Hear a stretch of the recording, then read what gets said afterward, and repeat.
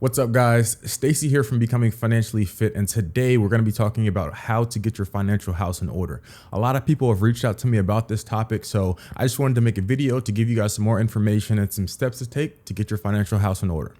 Before we get into the content, if you guys like the information that I'm putting out, my channel usually talks about personal finance, financial literacy, savings, investing, and I also try to throw some entrepreneurship in there as well. So if you're interested in any of those topics, make sure you subscribe to the channel and don't forget to hit the bell to be updated anytime I post new content. Okay, so now let's get into step number one of getting your financial house in order. So this one is going to be something that a lot of people would think is basic, but it's going to be key in the whole process. This is literally the foundation of getting your financial house in order. And what this is this is going to be actually tracking your income and expenses. And this is going to go over the course of a month. A lot of people try to say, you should go back and look what you did in the past, but the only way to do it is to actually act in the now.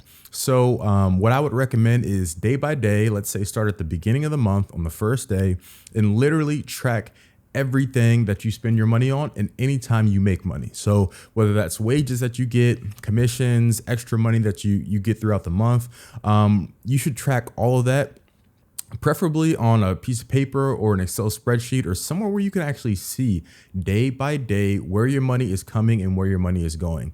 This is going to allow you to actually see the areas where you could possibly use, and here in a few steps, we'll talk about your budget, where you can actually either cut out or where you might actually need to spend more in. So when you're going through the month and you're tracking your expenses, you can look at things like how much you're spending on your rent, how much you're spending on groceries, how much you're spending on streaming services like Netflix or Apple Music. You can also see different things you're spending on, maybe that you could possibly save money on in the future. These are going to be things like going out to eat with your friends, maybe going on vacations, or just spending money on clothes or things like that add up over time, but you're not really seeing the entire consequence of those daily spends unless you actually track it. So I would say first things first, and this is going to be over the course of 30 days, 31 days, depending on the month. Take a pen and paper and make sure you write down all of your expenses for the month. And then in order to actually get the full benefit of this, step number one to getting your financial house in order, make sure you give each one of those expenses a category. So if you're paying down a credit card, make sure that's categorized as credit card debt. If you're going out, make sure you categorize that as, food expense or something like that, or groceries or utility bills or rent expense. Just make sure that when you're tracking these, you put a day on it, you put the description of what you actually purchased, you put it into a category, and you actually put the price of it so you can tally it up and put it into a group at the end of the month.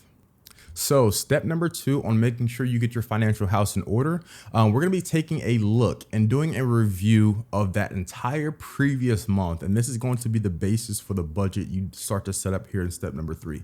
But once you actually know where your money is coming and where your money is going, then you can actually take a step forward and start to plan for the future. But if you don't know, you can't plan accurately for your financial future.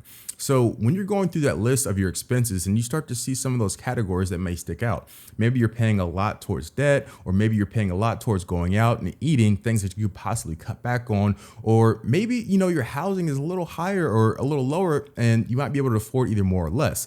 These are all things that you wouldn't know without actually taking track of your finances throughout the month and seeing exactly where your money is going. So throughout that process, there's a lot of rules of thumb, like you should only spend around 25 to 30% on your rent, your utilities. These things are all things that you can now see because you were able to track your expenses throughout the month. So maybe if you have a category that's streaming services, things like Netflix, Spotify, Apple Music, Hulu, Amazon Prime. These are things that might add up, but because they're so minimal throughout the month and then just get charged automatically, you don't really notice them. You can't really, see the full effect until you actually put it into its own category of, let's say, streaming or subscription-based charges. And you can actually see how much money you're spending. And this area might surprise you the most because you could see that even though you only have a $7.99 subscription here, a $10.99 subscription there, it does add up when you put it into that group. So this is the first area I would say you might be able to cut down on. Another area that you may be able to cut down on as well, maybe going out to eat, different expenses for, let's say, vacations or clothes or things that you really don't need as far as a basic, standard of living. Things like going out to eat, doing takeout multiple times during the month. These are all things that you can cut back on. And instead of spending those out in a particular category, like, shopping or food expenses or things like that, takeout, you could convert some of that money into a grocery expense. And so instead of going out multiple times a week, instead just buy groceries. You can save a lot of money if you were to just cook in maybe once or twice a week, maybe cook your lunch or breakfast or even your dinner. And then you'd have some money to free up to do other things in your budget, like save or invest. But we'll get into that here once we get into the step that talks about your entire budget.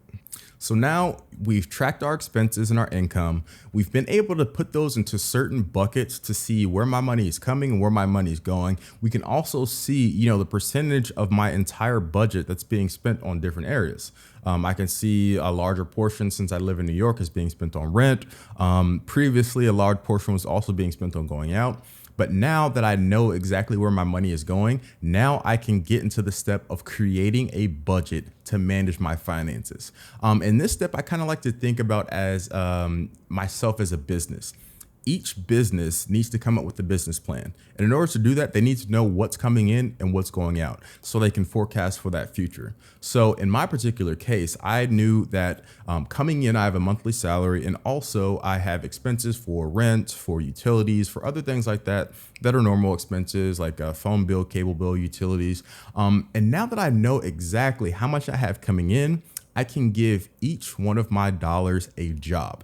And that job is going to be to take care of things like rent, to take care of things like utilities, or extra expenses if I do want to go out, let's say, a couple times a week. Knowing this ahead of time and knowing exactly how you spend your money is going to prepare you so much when you're creating this budget. So when you're going down the list, I would say the first things that you need to put on your budget will be those big categories we talked about when we were tracking our expenses. So those things are going to be like rent, utilities, streaming services, groceries, going out, maybe clothing, and maybe some other things that you're saving for, like investments or your emergency fund or just a regular savings account. Now that you actually are able to put all of those things in a different category, you can actually see if your budget has either a budget surplus, which means that you're keeping money left over at the end of the month after all of your expenses, or a deficit, which means that you're spending more money that you make. And if you're in this case where you're spending more money than you're actually bringing in, then your net worth is just going to continue to go down every single month, and you're never going to get your financial house in order. So it's super important to make sure that after you create this budget, and maybe there are some areas that stick out to you, you're able to cut back on those certain areas now that you know exactly how your money is being spent. At the end of the day, the goal is to always either be even or have a surplus on that budget, which means, like I said, that you're bringing in enough money to not only cover your expenses and things like saving or investing, but you also have money left over at the end of the month to go into that next budget cycle. A lot of people like to set budgets on a yearly basis, but I would say your budget should be set month by month. You know that certain expenses come and go. So things that happen in December, like the holiday season, might not be the same as a March or an April, where you may just be in a normal spending cycle. So make sure you account for all these things. So if you know you do have some expenses that are coming up in the future, maybe insurance payments, maybe you're going on a vacation, you know to set some money aside for those expenses. So when the time comes, you don't have to dip into that credit, and you can just spend the money that you set aside for those particular expenses. So now getting into step number 4 of getting your financial house in order. So we've tracked our expenses. We were able to, take a look at them to see where we were spending. Then we set up a budget. Now we're getting into the balance sheet side of things. So now we're going to be taking an accounting, a full accounting of all of our assets and all of our liabilities. And this is going to be able to tell you your true net worth. Just like any other business, like I was saying, they have a balance sheet and it lists out all of their assets and all of their liabilities. And the reason why investors invest in these companies is because they have substantial assets or the ability to bring in assets in the future. So if you're taking a look at your assets, just go through the list. Do you have a car? Do you own a home? Do you have any stocks? Do you have an emergency fund? Liabilities could be student loans, credit card debts, a mortgage, different things like that, you add up on the top, your assets minus your liabilities. And once you get that number, you can determine your net worth. Similar to your budget. At the end of the day, you want to see a positive net worth. But if you did that calculation and you saw that your net worth was negative, it's not the worst thing. We're working on getting your financial house in order, so in the future, you can set some smart goals in order to get yourself out of that hole. Now that you've tracked and looked at your entire financial picture, you can actually take a moment to reflect on where you currently stand in terms of finances. If you see that maybe your budget has a deficit and maybe your net worth is negative, then you need to have some work to do. But if you're on the other end and you may be neutral on both, or you're progressing towards a positive net worth and a positive surplus on that budget, then you're in the right place. But that doesn't mean you can get complacent. It means that you need to keep going. And this means that you're going to start to set some smart goals. And these are going to be specific, reasonable goals that have a time frame. So like I was saying, if you know that you need to save for a vacation, set out a goal that you need to save maybe weekly or bi-weekly or monthly every time you get paid to actually go up into that period where, let's say I know I have a vacation 3 months out. I want to save up, let's say $200 every month to make sure I can afford that vacation without going into credit. Or on the other hand, if you don't have an emergency fund, this would be number one, in my opinion, as far as a goal that you should set. Making sure you set, let's say I want to save at least $1,000. So if any emergency comes up, then I will be able to cover it.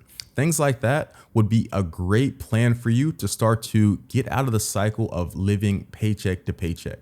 Setting up an emergency fund is honestly paramount in this entire process, because if anything comes up, it's very hard to budget for an emergency. But if you have a safety net like an emergency fund that's ready and willing to help you out in your times of needs, then you're going to be so far ahead of any other individual that doesn't have anything set up. Once you start to get this full financial picture, you have your emergency fund set up, you have your budget, you're tracking your expenses. Now you're ready to start doing other things like saving and investing.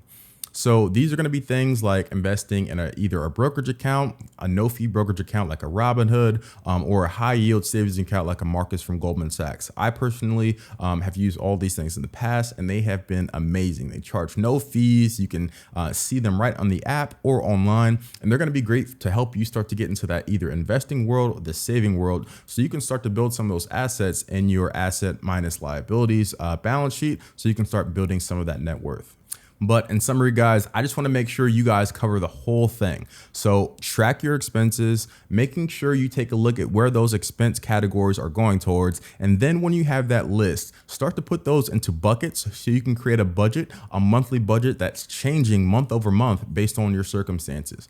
After that, then start to set up things like an emergency fund, set some smart, specific, and timely goals to help you accomplish your long-term and short-term goals, and then have fun. Making sure that you set some money aside for yourself every single month is key to keep you a little bit motivated in this entire process of getting your financial house in order.